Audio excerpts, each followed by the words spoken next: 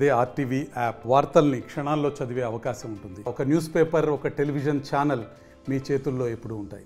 Super 6 super hit అనేది కూటమి ప్రభుత్వం సక్సెస్ అయ్యామని చెప్పేసి అనంతపూర్లో భారీ బహిరంగ సభ నిర్వహించబోతున్నటువంటి ముఖ్యంగా మరి ఇప్పుడు మనతో అయితే మాత్రం ఆర్టీసీ జోనల్ చైర్మన్ నాగరాజ్ గారు ఉన్నారు. ఏం చెప్తారు ఆయన మాట్లాడండి సార్. ఏంటి మీ సభ ఏంటి, ఏ సంకేతాలు ఇవ్వబోతుంది? అంటే గత ప్రభుత్వం విషపూరిత ప్రభుత్వం, విధ్వంస ప్రభుత్వం. ఈ ప్రభుత్వం ఇచ్చిన 6 హామీల్ని నెరవేర్చింది. అట్టడుగు ఉన్న రాయలసీమ కరువు ప్రాంతంలో ఈ సభ ఉద్దేశం ఏమంటే 6 సూపర్ 6 సూపర్ హిట్ అనే కార్యక్రమం ప్రజల్లో చేయగలిగినాము, చేసినామని రుజువు చేయడానికి ఈ సభ పెట్టినారు. అందులో భాగంగా 14 నియోజకవర్గ శాసనసభ్యులు, 2 ఎంపీలు ఈ జిల్లాలో గెలిపించినారు.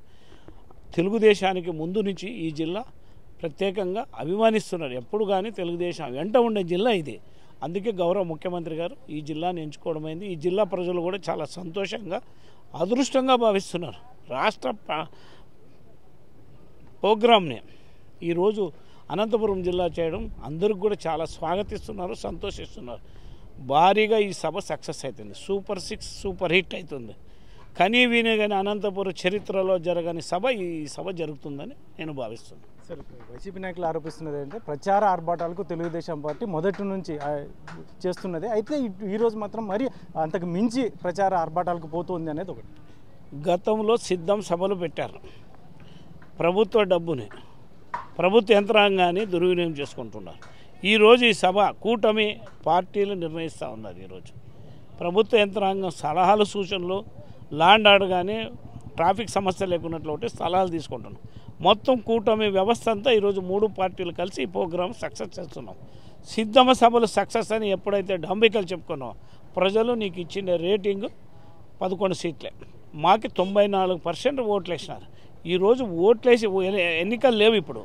కానీ ఈరోజు మేము ప్రజలకు చేసిన సర్వీస్నే చెప్పుకుంటున్నాం.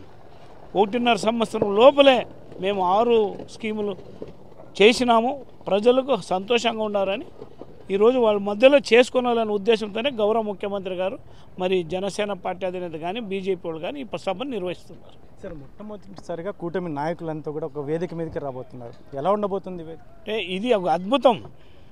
దేశ చరిత్రలోనే పార్టీలకు ఎప్పుడు కానీ ప్రభుత్వాలు చేసావు కానీ పార్టీ చేయడాలు 3 పార్టీలు, అది నేను చెప్పాను గతంలో ఒకసారి. ఇది ఒక రోల్ మోడల్ అవుతుంది. ఆంధ్రప్రదేశ్ కూటమి ప్రభుత్వం ఒక రోల్ మోడల్ అవుతుంది. భారతదేశంలో ఇది నిలిచిపోతుంది. Sir, Pawan Kalyan centre of attraction కాబోతుంది అంటే ఆయనకుండే గ్లామర్ ఆయనకుంటుంది, ఆయనకుండే చార్మింగ్ ఆయనకుంటుంది. అల్టిమేట్గా తెలుగుదేశం అధినేత చంద్రబాబు గారికి లోకేష్ బాబు గారు వస్తున్నారు కనుక పార్టీ ఎక్కువగా లోకేష్ బాబు గారు, చంద్రబాబు గారినే ఆలోచిస్తారు. ప్రజలు వాళ్ళని స్వాగతిస్తున్నారు. ఇది మొత్తం మీద ఆర్టీసీ జోనల్ చైర్మన్ నాగరాజ్ చెప్తున్నటువంటి విషయం. గతంలో ఏదైతే ఉందో జగన్మోహన్ రెడ్డి ప్రభుత్వం అసలు ప్రజల పక్షాన ఏమాత్రం ఆలోచన చేయలేదు కాబట్టి ఆయనకు 11 సీట్లకు పరిమితం చేసినటువంటి నేపథ్యం. ముఖ్యంగా మాకు ఇప్పుడైతే ఎన్నికలు లేనప్పటికీ మాత్రం మేము ప్రజలకు ఏం చేశామో వివరించడానికి ఈరోజు సభ నిర్వహించబోతున్నాం. ముఖ్యంగా పవన్ కళ్యాణ్తో పాటు లోకేష్, చంద్రబాబు నాయుడు సెంటర్ ఆఫ్ అట్రాక్షన్గా కాబోతున్నారు అని చెప్పేసి జోనల్ చైర్మన్ నాగరాజు చెప్తున్నటువంటి నేపథ్యం. కెమెరా పర్సన్ సుధాకర్తో చల్లకనేడు ఆర్టీవీ.